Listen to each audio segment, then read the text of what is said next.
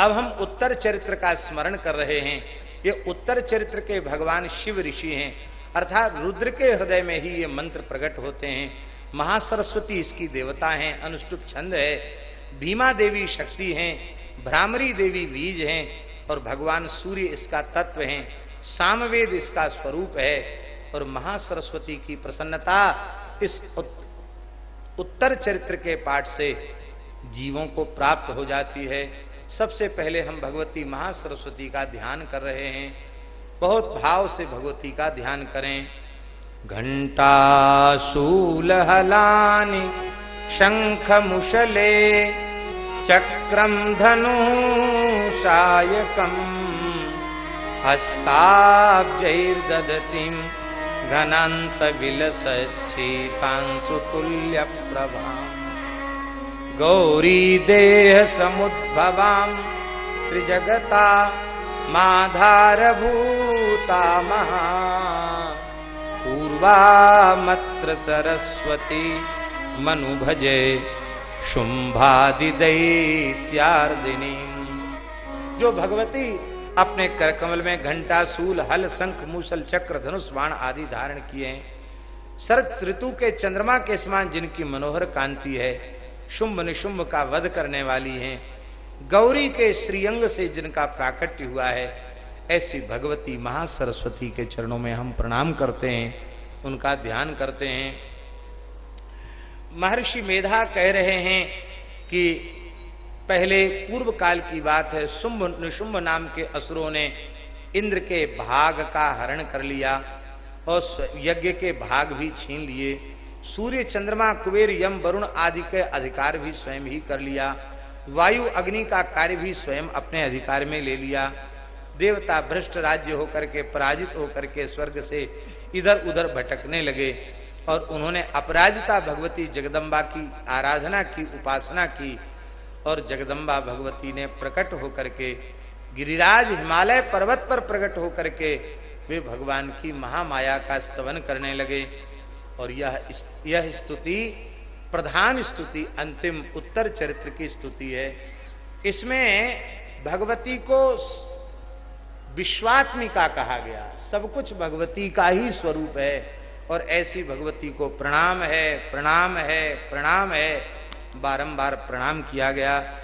ओम नमो देव्यै महादेव्यै शिवायै सततम नमः। नमः प्रकृत्यै भद्रायै नीता प्रणता स्मृताम् रौद्रायै नमो नित्यायै गौरी धात्रै नमो नमः। ज्योत्सनायै चेन्द्रूपिण्यै सुखायै सत्तम नमः। कल्याणे प्रणतां विद्धे सिद्धे कुर्मो नमो नमः। नैऋत्ये भूरतां लक्ष्मी सर्वाण्यै ते नमो नमः। दुर्गायै दुर्गपारायै दुर्गसारायै सर्वकारिण्यै ख्यात्यै तथैव कृष्णायै धूम्रायै सत्तम नमः। अतिसौम्यात् रौद्रायै नितास्तस्यै नमो नमः। नमस्तस्यै नमस्तस्यै नमस्तस्यै नमो नमः। या देवी सर्वभूतेषु चेतनेत्य विधीते नमस्तस्यै नमस्तस्यै नमस्तस्यै नमो नमः। या देवी सर्वभूतेषु बुद्धि रूपेण संस्थिता नमस्तस्यै नमस्तस्यै नमस्तस्यै नमो नमः। या देवी सर्वभूतेषु निद्रा रूपेण संस्थिता नमस्तस्यै नमस्तस्यै नमस्तस्यै नमो नमः। या देवी सर्वभूतेषु क्षुधा रूपेण संस्थिता नमस्तस्यै नमस्तस्यै नमस्तस्यै नमो नमः। या देवी सर्वभूतेषु छाया रूपेण संस्थिता नमस्तस्यै नमस्तस्यै नमस्तस्यै नमो नमः। या देवी सर्वभूतेषु शक्ति रूपेण संस्थिता नमस्तस्यै नमस्तस्यै नमस्तस्यै नमो नमः। या देवी सर्वभूतेषु तृष्णा रूपेण संस्थिता नमस्तस्यै नमस्तस्यै नमस्तस्यै नमो नमः। या देवी सर्वभूतेषु क्षांति रूपेण संस्थिता नमस्तस्यै नमस्तस्यै नमस्तस्यै नमो नमः। देखिए विलक्षण बात है, जो भगवती देवी सभी प्राणियों में तृष्णा के रूप से हैं, उनको नमस्कार है, नमस्कार है, नमस्कार। इसका मतलब है किसी के भीतर ज्यादा तृष्णा देखो तो भी घृणा मत करो उससे, उसमें भी भगवती तृष्णा देवी का अनुभव करके उनको प्रणाम करो। कितना बढ़िया भाव है। किसी के भीतर क्षमा है तो वो क्षमा साक्षात भगवती का स्वरूप है। या देवी सर्वभूतेषु क्षांति रूपेण संस्थिता नमस्तस्यै नमस्तस्यै नमस्तस्यै नमो नमः। या देवी सर्वभूतेषु जाति रूपेण संस्थिता नमस्तस्यै नमस्तस्यै नमस्तस्यै नमो नमः। जाति भी भगवती का स्वरूप है, इसलिए कोई जाति निंदित नहीं है। पशुओं की जाति, पक्षियों की जाति है, वृक्षों की जाति है, वनस्पतियों की जाति है, तो मनुष्य की जाति क्यों नहीं? जाति द्वेष और घृणा करने के लिए नहीं है। वर्णाश्रम व्यवस्था इतनी वैज्ञानिक और इतनी महत्वपूर्ण है कि इन ऋषियों की व्यवस्था का कोई आदर करे तो पूरी दुनिया में कोई भूखा नहीं, कोई नंगा नहीं, कोई बेरोजगार नहीं, कोई दुखी नहीं, कोई दीन नहीं, कोई दरिद्र नहीं। आज सारा विश्व दुखी है, मंदी के दौर से गुजर रहा है। उसका मूल कारण है नित्य सिद्ध अनादि अपौरुषेय वेदों के द्वारा प्रवर्तित ऋषियों के द्वारा प्रतिष्ठापित अत्यंत वैज्ञानिकता से परिपूर्ण वर्णाश्रम व्यवस्था को उसी स्वरूप में स्वीकार न करना, यही सारी समस्याओं का कारण है।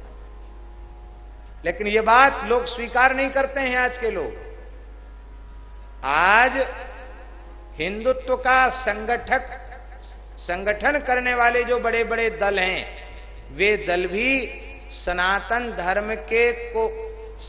धर्म की विचारधारा के अनुरूप संपूर्ण सनातन समाज को एक सूत्र में बांधने की विचारधारा को स्वीकार नहीं कर पा रहे। और हम ये बात इस मंच पर बैठ करके, भगवती की चरण सन्निधि में बैठ करके ये बात कह रहे हैं, जब तक प्राचीन आर्ष वैदिक वर्णाश्रम व्यवस्था को यथावत स्वरूप में स्वीकार नहीं किया जाएगा, तब तक समाज संगठित नहीं होगा, नहीं होगा, नहीं होगा। ये विघटन के लिए जातियां नहीं बनाई हैं, ये संगठन के लिए जातियां बनाई हैं। ये घृणा और द्वेष के लिए नहीं बनाई हैं, ये कार्य के व्यवस्थापन की दृष्टि से ये वर्ण व्यवस्थाओं का निर्माण हुआ है। तो जाति के रूप में भगवती सब में विराजमान है। किसी भी जाति में भगवती विराजमान है महाराज जी।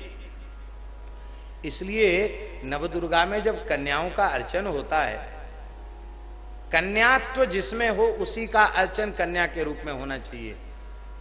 9-10 वर्ष के बाद आयु की कन्या का फिर पूजन है, ठीक है। बाकी कन्या रूप में अर्चन 5 वर्ष से लेकर 8 वर्ष 9 वर्ष तक की आयु की कन्याओं का ही अर्चन पूजन करना चाहिए।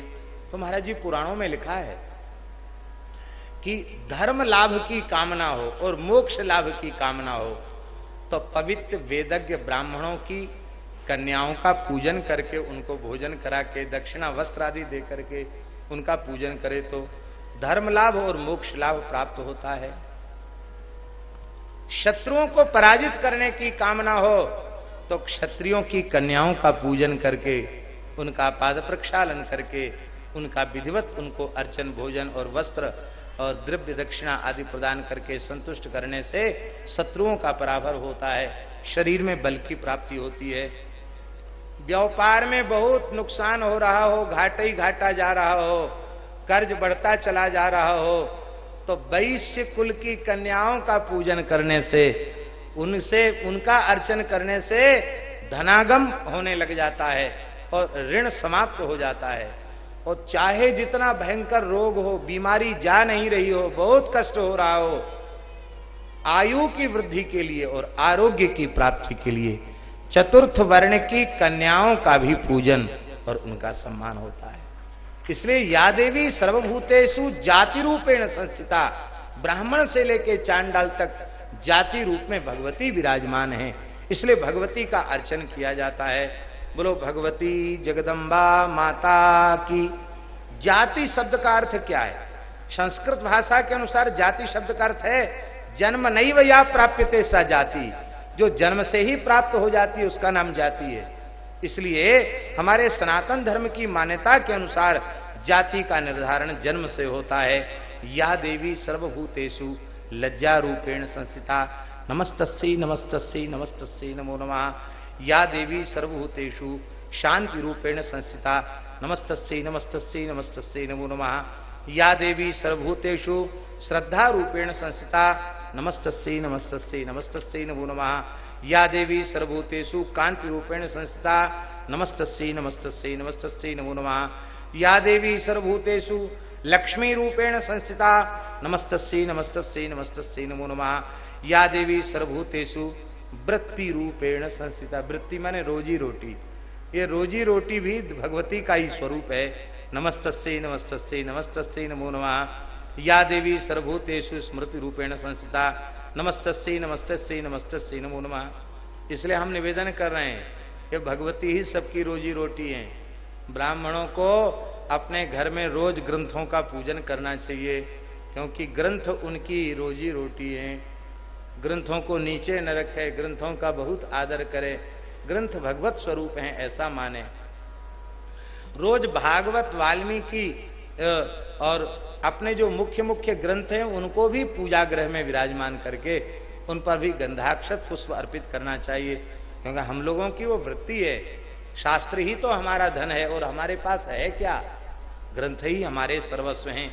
इसी प्रकार से क्षत्रियों को अस्त्र शस्त्रों की पूजा करनी चाहिए और इसी प्रकार से वैश्यों को अपनी गद्दी की, खाता बही आदि की पूजा करनी चाहिए।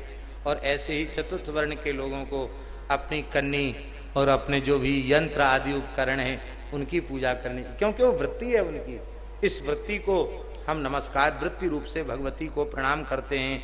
या देवी सर्वभूतेषु दया रूपेण संस्थिता नमस्तस्यै नमस्तस्यै नमस्तस्यै नमो नमः। या देवी सर्वभूतेषु तुष्टि रूपेण संस्थिता नमस्तस्यै नमस्तस्यै नमस्तस्यै नमो नमः। जो भगवती देवी संतोष के रूप से विराजमान है उनके चरणों में हम प्रणाम करते हैं। ये संतोष भी भगवती का ही स्वरूप है। और इस संतोष देवी को ही लोग संतोषी माता कहते हैं। बहुत से लोग कहते हैं संतोषी माता किसी पुराण में नहीं है, कहां से आई? हमको यह समर्थन नहीं कर रहे हैं कि जो संतोषी माता है वो अमुक पुराण में है, ये हम नहीं कह रहे हैं, क्योंकि उसकी जो प्रचलित कथा है वो किसी पुराण में उपलब्ध होती नहीं है। बाकी ये जरूर है कि वह भी भगवती की का स्वरूप है, क्योंकि या देवी सर्वभूतेषु तुष्टि रूपेण संस्थिता। तुष्टि माने संतोष, जो सभी प्राणियों में संतोष के रूप से है, उस भगवती को प्रणाम है। या देवी सर्वभूतेषु मातृ रूपेण संस्थिता नमस्तस्यै नमस्तस्यै नमस्तस्यै नमो नमः। महाराज जी ब्रह्म भी इन्हीं का स्वरूप है। या देवी सर्वभूतेषु भ्रांति रूपेण संस्थिता नमस्तस्यै नमस्तस्यै नमस्तस्यै नमो नमः। इंद्रियाणाम अधिष्ठात्री भूतानाम चाक्रेष्या भूतेषु सत्तम तस्य व्याप्त दैवी नमो नमः। जो संपूर्ण जगत चराचर में व्याप्त हैं, इंद्रियों की अधिष्ठात्री शक्ति, उनको प्रणाम है। चित्त रूपेण कृत्स्नो में तद्व्याप्त जगत नमस्तस्यै नमस्तस्यै नमस्तस्यै नमो नमः। स्तुता सुरैः पूर्वमभीष्ट संशयात् तथा सुरेंद्रेण दिनेषु सेविता करोतु सा नः शुभ हेतुरीश्वरी शुभानि भद्राण्य विहन्तु चापदा। या साम्प्रतं चौद्धत दैत्यतापितै रश्माभिरीशा च सुरैर्नमस्यते। या च स्मृता तत्क्षणमेव हन्ति नः सर्वापदो भक्ति विनम्र मूर्ति भी। ये स्तुति देवताओं ने क्या उसी समय गंगा स्नान के लिए भगवती पार्वती आई थी। उन्हीं के शरीर के कोष से भगवती कौशिकी देवी प्रकट हो गई और कहा कि आप लोगों ने हमारी ही स्तुति की है। भगवती का नाम कौशिकी हो, बोले कौशिकी माता की। उनके निकलने से भगवती पार्वती कृष्णा हो गई, उनका नाम कालिका हो गया। बोलो कालिका माता की। अत्यंत सुंदर स्वरूप धारण करके भगवती विराजमान हैं। चंड मुंड जो शुंभ निशुंभ के सेवक हैं, उन्होंने देखा, अरे बोले महाराज इतनी सुंदर स्त्री तो त्रिभुवन में हमने देखी नहीं। और आकर शुंभ निशुंभ से वर्णन किया और बड़ा विस्तृत वर्णन है। तुम ऐरावत हाथी छीन लाए, उच्च श्रवा घोड़ा छीन लाए, ये छीन लाए, वो छीन लाए, क्या कमी है तुम्हारे पास? बस एक ही कमी है, जिस स्त्री का हम दर्शन करके वैसी स्त्री तुम्हारे पास नहीं है। वो और आ जाए फिर तो तुम दिखाई पड़ोगे। इसलिए एवं दैत्येंद्र रत्नानि समस्तान्याहृतानि में ते स्त्री रत्न वेशात कल्याणी त्वया कस्मान्न गृह्यते। इस स्त्री रत्न को तुम ग्रहण क्यों नहीं करते हो? ले जाओ। सुग्रीव नाम के दूत को भेजा शुंभ निशुंभ ने कि जाकर के कहो कि वह हमारा वर्ण कर ले। दूत ने आकर के कहा, इस समय तीनों लोकों के स्वामी महाराज शुंभ निशुंभ हैं, उनकी आज्ञा से हम आपके समीप में आए हैं। उन्होंने संपूर्ण अपने शत्रु देवताओं को जीत लिया है, तीनों लोग उनके अधीन हैं। यज्ञ के भावों का भी वही ग्रहण कर रहे हैं और संपूर्ण देवताओं के दिव्य रत्न भी उन्हीं के पास हैं और तुम स्त्री रत्न हो, इसलिए हे देवी तुम हमारे पास चली आओ, क्योंकि हम रत्न भुज हैं, रत्नों का भोग करने वाले हैं। चाहे तो मेरा वर्ण कर लो शुंभ का, और चाहे मेरे अनुज निशुंभ का वर्ण कर लो, क्योंकि तुम रत्न स्वरूपा हो, इसलिए तुम हमारा वर्ण करके अनंत ऐश्वर्य को प्राप्त करोगी, इसलिए जल्दी मुझे स्वीकार कर लो। भगवती मुस्कुरा करके बोली, कौन भगवती? बोले इत्युक्ता सा तदा देवी गंभीरांत स्मिता जगऊ दुर्गा भगवती भद्रा येदम धार्यते जगत। वो दुर्गा भगवती प्रसन्न होकर के बोली, जिन्होंने सारे संसार को धारण कर रखा है, क्योंकि मही स्वरूपेण यतस्थितासी आधारभूता जगतस्त्वमेका मही स्वरूपेण यतस्थितासी। ये धरती भी तो साक्षात दुर्गा का ही स्वरूप है, आपने धारण कर रखा है। देवी जी ने कहा, भैया तुम तो सत्य कह रहे हो, दूत तुम सत्य कह रहे हो। इस समय तीनों लोकों के स्वामी शुंभ निशुंभ हैं, पर क्या करूं, हमने बचपन में एक प्रतिज्ञा कर ली थी, वो प्रतिज्ञा यदि हमने न की होती तो हम तुम्हारे स्वामी शुंभ निशुंभ की बात जरूर मान लेते। बताओ तुमने कौन सी प्रतिज्ञा की? यो माम जयति संग्रामे यो मे दर्पं व्यपोहति यो मे प्रतिबलो लोके समे भरता भविष्यति। जो युद्ध में मुझे जीत लेगा, मेरे अहंकार को चूर कर देगा, जो हमारे समान बल वाला होगा वही हमारा भर्ता होगा। तो चाहे शुंभ लड़ लें और चाहे निशुंभ लड़ लें, हमको हरा देवें, हमसे ज्यादा शक्ति का प्रदर्शन करें तो हम जाने के लिए तैयार हैं। दूत ने कहा, रे देवता उनके सामने ठहर नहीं पाते, तुम अबला नारी कैसे ठहरोगी? तिष्ठन्ति सम्मुखे देवी किम पुनः स्त्री त्वमेकी का, अकेली तुम कैसे खड़ी रहोगी? बोले महाराज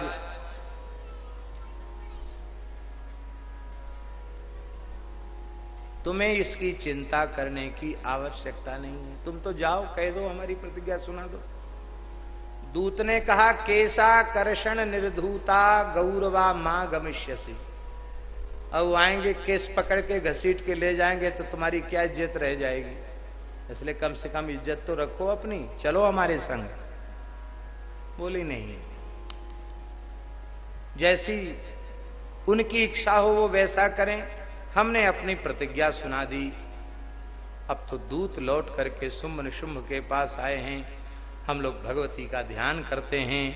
ओम नागाधीश्वर विष्टराम फणिफणोत्कंसोरुरत्नावली भास्वद्देह लताम दिवाकर्णभाम नेत्रत्रयोद्भासिताम माला कुंभ कपाल नीरज कराम चंद्रार्ध चूड़ाम पराम सर्वज्ञेश्वर भैरवांक निलयाम पद्मावतीम चिंतये। सर्वज्ञेश्वर भैरव के अंक में विराजमान भगवती पद्मा देवी को हम प्रणाम करते हैं, जो नागराज के आसन पर बैठी हैं। नागों के फणों में मणियों की शोभा से, कांति से उनकी देह अत्यंत उद्भासित हो रही है। सूर्य के समान जिनका तेज है, 3 नेत्र उनकी शोभा बढ़ा रहे हैं। हाथों में माला कुंभ कपाल और कमल लिए हुए हैं, मस्तक पर अर्धचंद्र का मुकुट है। ऐसी भगवती के चरणों में हम सब प्रणाम करते हैं। अब महाराज जी जैसे ही दैत्यराज को जाकर के वो सुग्रीव नाम के दूत ने बताया, अब तो भयंकर क्रोध किया शुंभ निशुंभ ने। धूम्रलोचन नामक अपने सेनापति को भेजा, कहा जाओ केस पकड़कर घसीट के ले आओ, और कोई उसकी सहायता में हो, यक्ष गंधर्व देवता सबको तुम समाप्त करके चले आना। धूम्रलोचन आया, 60,000 असुरों की सेना को लेकर के आया। उसने भी कहा कि चलो हमारे संग। ये तो सबका संहार करने के लिए संहारकारिणी शक्ति बनकर बैठी है, सबसे एक ही बात कहती है, हमसे लड़ लो, हरा दो तो ले चलो। इनको भला कौन हरावे? अरे बोले दैत्येश्वर ने आपको भेजा है और आप लेने आए हैं तो ले जाओ, है? आप लेने आए हैं तो ले जाओ, हमारी प्रतिज्ञा को पूरा करके ले जाओ, हम आपका क्या बिगाड़ सकती हैं। जैसे ही उसने देवी जी के ऊपर आक्रमण किया, हुंकारेणैव तम भस्मो सा चकारांबिका तथा, एक हूं का उच्चारण किया और धूम्रलोचन 60,000 असुरों के सहित तत्काल भस्म हो गया। और महाराज जी भगवान भगवती के वाहन सिंह ने बचे खुचे असुरों को परास्त कर सबको मार डाला। धूम्रलोचन समाप्त हो गया। शुंभ बहुत क्रोध में होठ कांपने लगे। चंड मुंड को कहा, हे चंड हे मुंड, जाओ तुम युद्ध करके और उनको घसीटते हुए यहां ले आओ। अब तो महाराज चंड मुंड चले हैं। भगवती का हम सब फिर ध्यान करते हैं।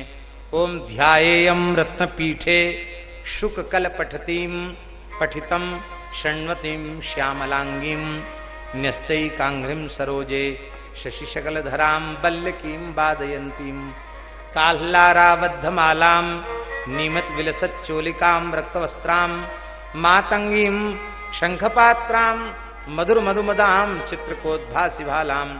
मातंगी भगवती का ध्यान करता हूं। वे रत्नमय सिंहासन पर बैठी हैं, तोते के मधुर शब्द को सुन रही हैं। उनका शरीर श्याम वर्ण का है, एक चरण कमल पर रखे हुए हैं, मस्तक पर अर्धचंद्र धारण किए हुए हैं, कल्लहार पुष्पों की माला है और वीणा अपने अंक में पधरा करके बजा रही हैं। ऐसी सुंदर चोली धारण किए हुए हैं, लाल रंग की साड़ी धारण किए हुए हैं, शंखमय पात्र में सुंदर मधु विराजमान है और मधु का पान कर रही हैं। ललाट में बेंदी की बड़ी शोभा हो रही है। बोलो मातंगी माता की। वहां सिंह पर विराजमान भगवती का दर्शन चंड मुंड ने किया। भयंकर युद्ध का आरंभ हो गया। और महाराज जी वो भयंकर युद्ध का जब आरंभ हुआ तो उसी समय ततः कोपम चकारो चैरंबिका तानरीन प्रति कोपेन चास्यावदनम मसीवर्णम भूतदा। उसमें क्रोध के कारण भगवती का गौरमुख दम श्याम हो गया और भौहें कुटिल हो गईं।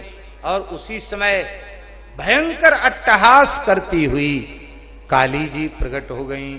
बोलो काली माता की। विचित्र खट्वांग धरा नरमाला भूषण, नरमुंडों की माला पड़ी हुई है, खट्वांग आभूषण है और द्वीपी चर्म परिधाना, गज चर्म का वस्त्र धारण किए हुए हैं, अति भैरव नाद करने वाली हैं, लपलपाती हुई उनकी जिह्वा है, लाल लाल नेत्र हैं। वो महाराज भक्षण करने लगी दुष्ट असुरों का। कैसे? कहते पार्ष्णिक ग्राहं कुशग्राह्योद घंटा समन्वितान समादायिक हस्तेन मुसे चक्षेप वारणान।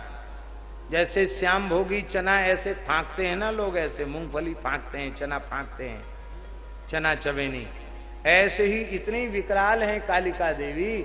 वो ऐसे हाथ घुसाती हैं, हाथी घोड़ा सेना ऐसे अपने मुंह में झोंक लेती हैं। फिर बड़ी भयंकर उनको चबाने चरवण करने लग जाती हैं। किसी के केस पकड़ के खींच दिया, किसी को घुटनों से, किसी को दृष्टि से, सब को समाप्त कर दिया। और अब तो महाराज चंड मुंड ये दोनों युद्ध करते हुए दौड़े। भयंकर युद्ध हुआ है महाराज। और उस समय काली ने अथ मुंडो विधावत काम, खड्ग से चंड का मस्तक काट लिया है। मुंड आया है, चंड को समाप्त हुआ देखकर मुंड आया है। मुंड का मस्तक भी भद्रकाली ने काट दिया और चंड मुंड का मस्तक हाथ में लेकर के भगवती के चरणों में समर्पित कर दिया। भगवती ने नामकरण भी कर दिया।